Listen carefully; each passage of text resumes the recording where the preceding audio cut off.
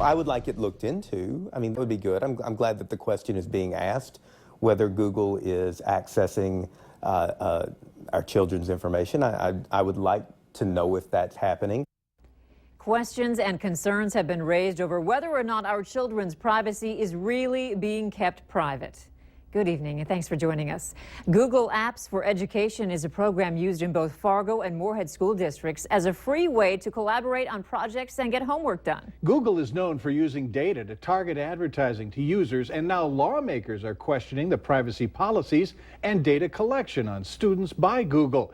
Now, this includes the free software used by many schools both nationwide and here locally. Valley News Team's Christine Stanwood digs in to discover if our local schools are releasing that precious information on our kids to Big Brother.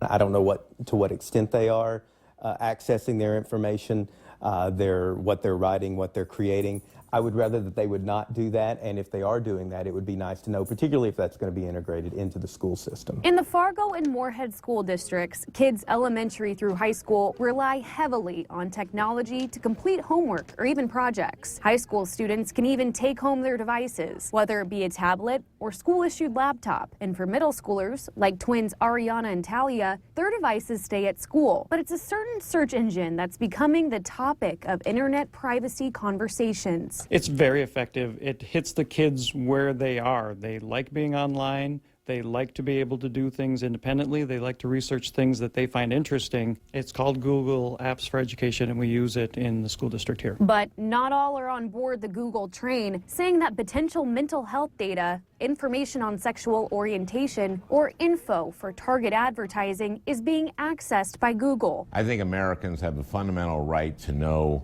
what data is being collected. Even Minnesota Senator Al Franken had some of the same questions. Google's going to provide some answers to my questions. So much so, he sent a letter to Google demanding answers on whether or not they're using students' private data for non-educational purposes. Were they taking their location data? Were they taking data in order to sell it to third parties?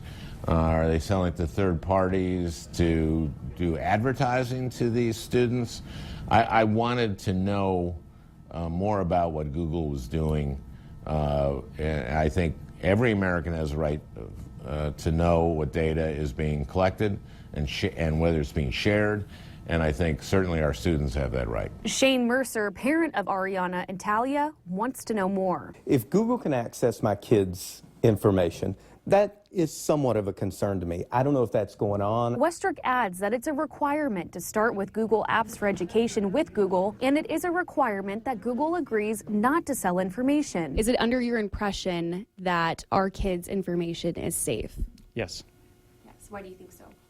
Because that's the agreement that we have with Google. It's a publicly signed document Google has with the community that they do not share student information. When we asked Fargo schools if they gave Google specific instructions on how Google can use student data, we were directed to the Student Privacy Pledge page, saying that they won't use or sell student information, use behaviorally target advertising, or use data for authorized education purposes. Westrick supports Google Apps for Education amidst the talk around the topic. It is really great for group projects where they can share information, and extremely useful for allowing teachers to share information that kids can easily see and do it in a way that it's easy for the kids to turn the work in afterwards, which sometimes is the most difficult mile to reach. Our experience has been that the school system has been very responsible, and I think they'll do their due diligence on this. In Fargo, Christine Stanwood, Valley News Live.